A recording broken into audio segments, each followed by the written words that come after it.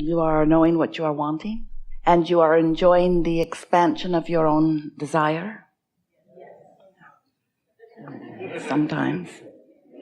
You're keeping up with it pretty well. In other words, do you think that what you desire is believable? Do you believe in your own expansion and in your own becoming?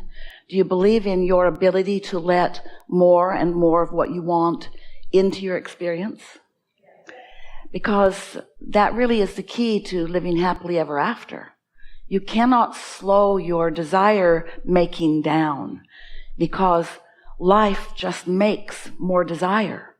The variety that surrounds you and your ability to focus and your inability not to focus. In other words, you cannot help but focus. Your personal perspective just keeps you being the focusing mechanism that you were born to be. So you just keep focusing more and more desire into more and more clarity. You can't stop that. But you do have options about how well you keep up with your own desire. And by that we really mean what we just asked you. How much of the new desire that your life constantly helps you to give birth to, how much of that desire do you believe? Sometimes, as you've been moving through life, you've not only picked up desire, but you've picked up conflicting beliefs about your desire. Your life sort of teaches you how you feel about things. And since most people are mostly just responding to life, in other words, most people are just having a knee-jerk response to life, so their life teaches them a sort of habit of thought. That's what a belief is. A belief is just a thought that you continue to think. It's a habit of thought. And so sometimes those habits of thought you pick up from those who were up close to you when you were very, very young. It's a very common thing that what your parents believed is what you believed, because as they believed it, it's what the law of attraction brought to them. And since the law of attraction brought it to them, then it manifested in their experience. And so you witnessed it. And what you witnessed is what you believe, because you'd feel crazy not to believe what you're witnessing. There it is right there in full view. The data is all right there. The proof is right there in front of me, and therefore I believe it. And so it's not the easiest thing to hear that you can believe differently, and therefore you can attract differently, and therefore life can be different. Because most aren't doing that. Most are just observing. So most are offering most of their vibrational frequency, and that matters so much, in response to what they are observing. And because they're offering that frequency, the law of attraction is responding to that frequency and giving them more of what that frequency is. So it's really easy to come to believe in not enough of the things you want. Not enough money, not enough love, not enough kindness, not enough clarity. It's easy to believe it because that's what you're witnessing.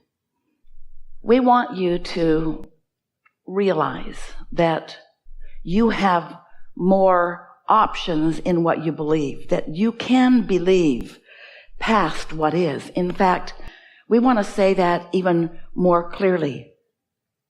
You gotta believe past what is if you want to be a deliberate creator. Most don't. Most don't believe beyond what is. It is, and so they observe it. They like it or don't. They have an emotional response that reflects whether they like it or whether they don't. They get more of whatever it is that they're focused upon, which makes them believe it more. And then most people set about taking those manifestations that are nothing more than response to their vibration and sorting them into piles. That's a good pile and that's a bad pile. That's a wanted pile. That's an unwanted pile. And then most humans argue over about the rightness or the wrongness of the piles, not realizing that they can participate in whichever pile of whichever subject that they want to, and that their attention to it is what causes more of that to come to them. This law of attraction is the law that organizes the entire universe. The law of attraction, in its purest definition, says that which is likened to itself is drawn. So, doesn't matter what you're giving your attention to, you get what you think about. So, the key is to think about what you want, even if what you've got isn't what you want. And some say, that's not the way I think. I think I should face reality. And we say, we don't want to upend your beliefs, and we're not trying to get you to believe things that you don't already believe. It isn't about there being this belief system that we want you to believe in. We just want you to gain the control of your own experience that you were born expecting to live. We just want you to be the deliberate creator that you were so excited about being when you made the decision to come into this leading edge environment. When you as a creator wanted to come and see what's around and evaluate it from your personal and very specific and very important perspective. And then from that place, come to your own serious and important conclusions about what you prefer from where you stand. Because you understood that when the preference was born within you, that if you had the ability to focus in the direction of your preference, that the law of attraction and all of the energy of the universe would move in the direction of your attention. So, we want to remind you of some things you knew when you made the decision to come. We want to remind you that the law of attraction abounds, and we want to remind you of the power of your own thought. And we want to help you to understand a very important concept, which is the path of least resistance. And by that we mean there is a current of energy that comes from source, that is on your side, that adores you and flows to you and through you, that is the basis of all of the good that life can bring to you. It comes from source energy. It's an awareness of source energy upon you and your value, your true perfection. It's source energy who adores you and who flows to you and through you. And when you get in alignment with that flow, that is the ultimate path of least resistance. It's the flow of love. It's the flow of clarity. It's the flow of well-being. It's the flow of good feeling. It's the flow of joy. It is the path of least resistance. And so love is the path of least resistance, and hate is the path of most resistance. Ease is the path of least resistance, and struggle is the path of most resistance. And so clarity is the path of least resistance, and confusion is more resistance. You see what we are getting at? So, as you came into this physical body, you knew that part of you was being focused into this body, and you knew that this part of you that came into this human form would be subjecting yourself to a variety that did contain resistance. And you came willingly and expectantly and eagerly because you also knew that the larger part of you, some call it your soul, your inner being, some call it source or God. We call it your inner being, this non-physical energy of perfection and of expansion, continually becoming more. You knew that that part of you would remain non-physically focused and would be steadily flowing to you, and that if you were in a receptive mode, you would be able to feel that clarity and that energy and that love. And you knew that in doing that, you would enjoy your expansion. So you said, I'll go forth with other humans, and I will explore the variety. And out of my personal and important exploration, I will come to my own conclusions about what I prefer. In other words, the universe will expand because of my attention and focus. And when a preference emanates from me or radiates from me vibrationally, as all thought does, that thought will be understood by my inner being and will be focused upon by my inner being, will absolutely and actually be held in a vibrational environment. In other words, my inner being will receive my desire, will understand it, and will become it, and will hold the vibrational essence of it. And because my inner being is part of me, and because my inner being has now received my expansive desire, now there is a relationship that I have, a vibrational relationship that I have with my inner being that I can interpret or understand or feel through my own emotions.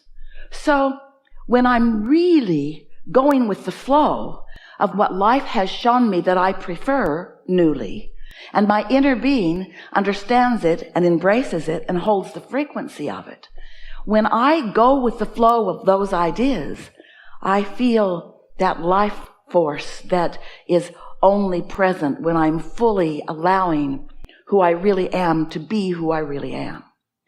But if I give birth to a desire, but instead of going with the flow of it, I hold myself in resistance of it because I'm looking at the environment that caused me to desire it rather than the desire itself. In other words, I want more money, but I don't have enough. And if I continue to focus upon the lack of money, while my inner being is focusing upon the abundance of money, then I'm holding myself in vibrational opposition to my new decision, and I'm not going with the flow. And my not going with the flow is a path of more resistance, while my going with the flow is a path of more allowance. Resistance doesn't feel good, allowance feels good. And so that's really what we want to talk about, that and the law of attraction and your relationship with source energy and the fact that you can be or do or have anything.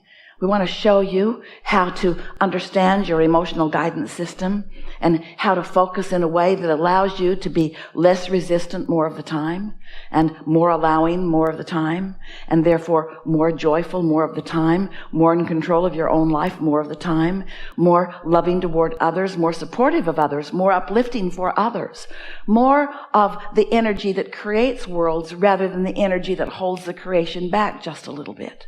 And the thing is, you can't hold the creation back. You can just make yourself miserable trying. Because once a desire is born, it's off and running. Because that's what you said you were here about. So briefly, we just want to remind you that there is a creative process that once you get in sync with it, you will find such success at flow and ease and becoming in the way that you really mean to. So step one is life causes you to sift and sort and evaluate and decide. Life just gives you contrasts that causes desire to be born. So step one is asking. And life just causes you to do that all day, every day. Step two is not your work and not your focus. It's the work and the focus of your inner being. Step two is when you ask, it is immediately, instantaneously given to you in vibrational form. When you ask, it is given. And the vibrational form is so magnificent because the vibrational form means that your inner being and all of your inner being's partners in non-physical, which is source energy, form a focused attention and a collective energy gathering environment around what you have asked for. And cooperative components of all manner and all kinds are gathered in this vibrational environment for your benefit. And we call that vibrational environment a vortex because it's a gathering of energies, and it's impossible for anything that's a vibrational match to what you've asked for not to be gathered. And so the cooperative components, it's enormous, it's significant, and it's steady, and it's sure, and it's all for you. Step one, step two. Step three is, now you, who have been somewhat resistant when you knew what you didn't want, which caused you to know what you do want, now your work is to focus upon what you do want rather than justify why you don't want what you don't want. You gotta go with the flow of your own new desire rather than stand in stubborn defiance of what you're living, a sort of outraged justification. I need it, I demand it, I want it. That's not going with the flow. That's going against the flow. Going with the flow is thinking about how good it will feel, or looking for things that feel good right now. You don't even have to stay on the subject of your desire. You just can't focus in opposition to your desire.